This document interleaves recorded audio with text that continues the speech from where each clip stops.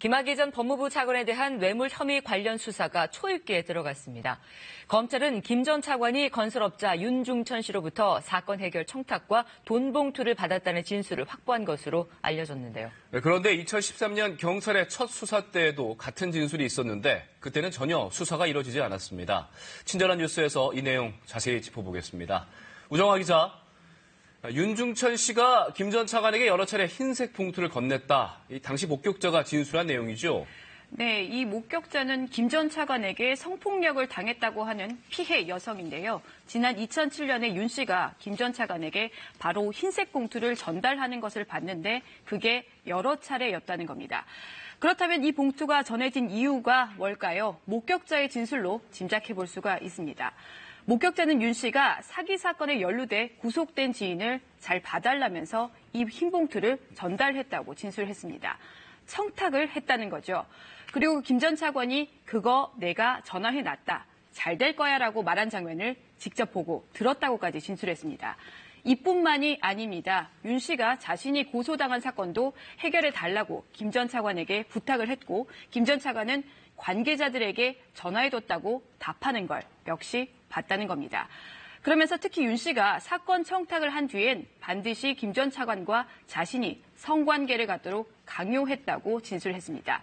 사실 이 피해 여성 이번에 진술한 게 아닙니다. 김 전 차관에 대한 최초 수사가 시작된 지난 2013년 초에 이미 이렇게 진술을 했었습니다.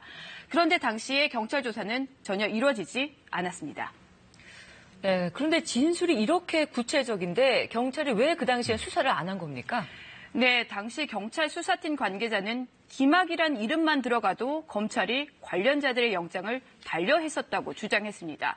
또 뇌물 사건은 돈을 준 사람의 진술이 무엇보다 중요한데 당시에 윤 씨가 김 전 차관과 서로 알지 못한다고 주장을 해서 수사를 못했다고 했습니다.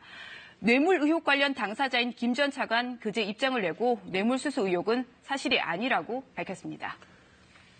당사자가 이렇게 부인을 하고 있다면 앞으로 검찰에서 어떻게 이것을 입증할 수 있을지가 관건 아니겠습니까?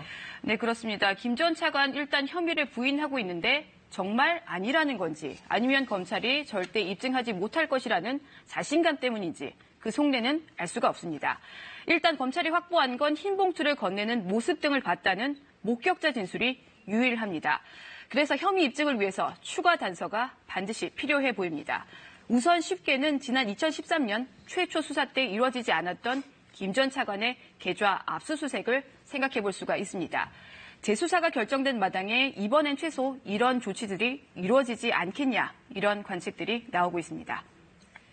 그런데 그동안의 뇌물 사건을 보면 흔적을 안 남기려고 현금 주고받는 일도 다반사였잖아요. 근데 계좌를 추적해도 이 단서를 못 잡을 수도 있는 거 아닙니까? 네, 그런 한계점이 있는 거 사실입니다. 목격자가 봤다는 그 문제의 흰 봉투 안에 돈이 없었을 수도 있고요. 그래서 주목해봐야 할 게 바로 진술의 신빙성, 그러니까 진술을 얼마나 믿을 수 있느냐가 핵심입니다.